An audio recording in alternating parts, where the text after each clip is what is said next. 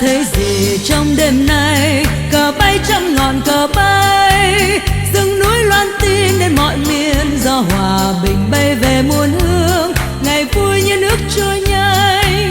Nhịp sống bao la xóa bỏ hận thù, gặp quê hương sau bão tố. Giọt nước mắt vui lay lòng gỗ đá. Ta đã thấy gì trong đêm nay? Bàn tay muôn vàn bàn tay, những ngón tay thơm nối tận nguyên, nối cuộc tình nối lòng đổ nát. Bàn tay đi nói anh em về suối quê hương tăm gối nhục nhằn. 10 năm đêm trong tiếng súng, ruộng lúa bãi dâu qua cơn kinh hoàng.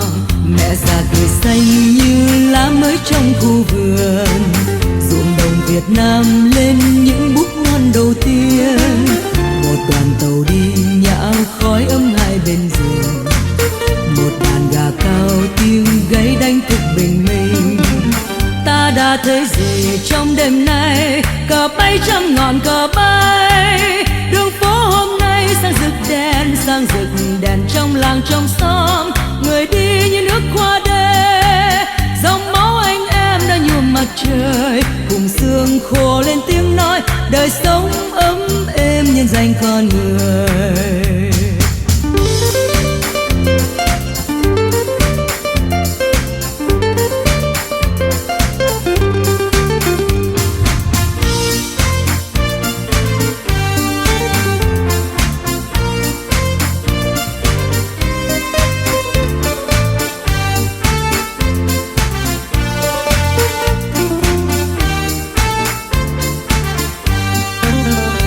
Đã thấy gì trong đêm nay? Cờ bay trăm ngọn cờ bay, rừng núi loan tin đến mọi miền. Gió hòa bình bay về muôn hương, ngày vui như nước trôi nhanh. Nhịp sống bao la xóa bỏ hận thù, gặp quê hương sau bão tố. Giọt nước mắt vui lay lòng gỗ đá. Ta đã thấy gì trong đêm nay? Bàn tay muôn vàn bàn tay, những ngón tay thơm nối tận nguyên, nối cuộc tình nối lòng đổ nát. Bàn tay đi nói anh em về suối quê hương tăm gối nhục nhằn.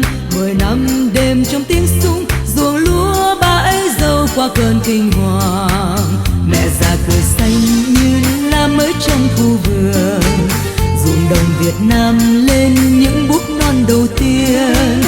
Một đoàn tàu đi nhã khói ấm hai bên giường, một đàn gà cao tiếng gáy đánh thức bình minh.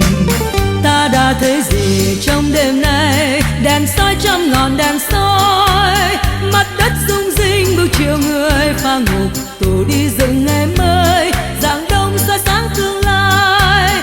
Dòng máu anh em đã nhuộm mặt trời, cùng xương khô lên tiếng nói, đời sống ấm êm nhân danh con người. Đời sống ấm êm nhân danh con người. Đời sống ấm êm nhân danh con người.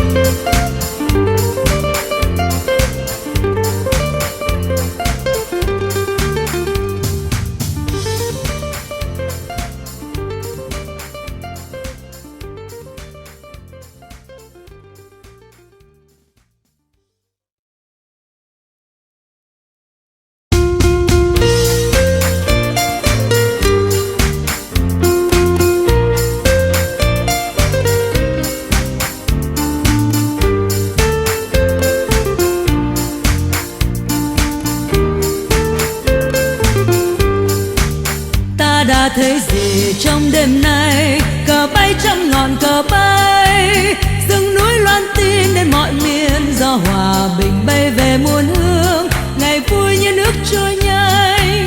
Nhịp sống bao la xóa bỏ hận thù, gặp quê hương sau bão tố. Giọt nước mắt vui lay lòng gỗ đá. Ta đã thấy gì trong đêm nay? Bàn tay muôn vàn bàn tay, những ngón tay thơm nối tận nguyên, nối cuộc tình nối lòng đổ nát. Bàn tay đi nói anh em về suối quê hương tăm gối nhục nhằn.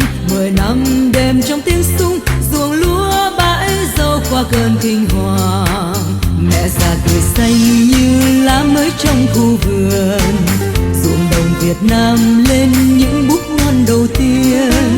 Một đoàn tàu đi nhả khói ấm hai bên giường, một đàn gà cao tiếng gáy đánh thức bình minh. Ta đã thấy gì trong đêm nay, cờ bay trăm ngọn cờ bay. Đường phố hôm nay sang rực đèn, sang rực đèn trong làng trong xóm. Người đi như nước qua đê, dòng máu anh em đã nhuộm mặt trời. Cùng xương khô lên tiếng nói, đời sống ấm êm nhân danh con người.